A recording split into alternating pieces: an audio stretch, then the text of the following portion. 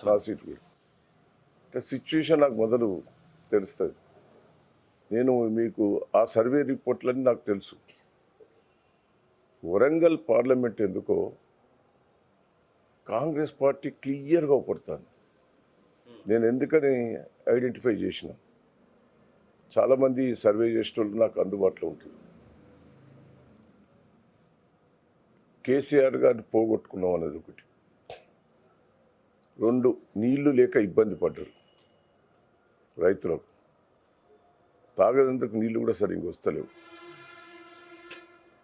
రేవంత్ రెడ్డి మాటలు మోసపోయారు, అది మోసపోయినాం, ఒక్క స్కీమ్ ఇంప్లిమెంట్ చేస్తలేరు,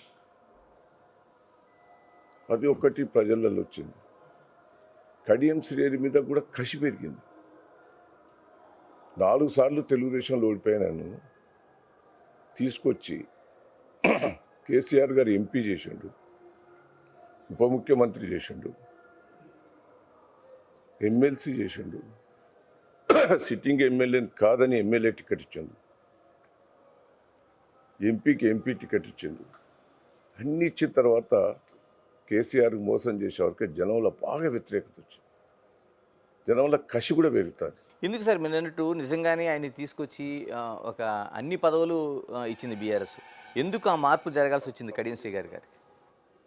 మనము ఒక్కసారి ఎన్టీ రామారావు ద్రోహం చేసిండు, ఆయన రాజకీయ బిచ్చబెట్టినాను. నేను రాజకీయంగా అన్ని తీరులా సపోర్ట్ చేసిన, నాకు అన్యాయం చేస్తాడు. చంద్రబాబును తిట్టిండు, ఇంట్లోకి పోయిన తర్వాత కేసీఆర్ని తిట్టితే, దయాకరావుని తిట్టితే అది జనం ఎట్లా నమ్ముతారు చెప్పండి? ఇట్లా ద్రోహం చేయొద్దు. నాకున్న రాజకీయ, నేను ఇప్పటి వరకు నేను ఎన్టీ రామారావు నా దేవుడు అంట.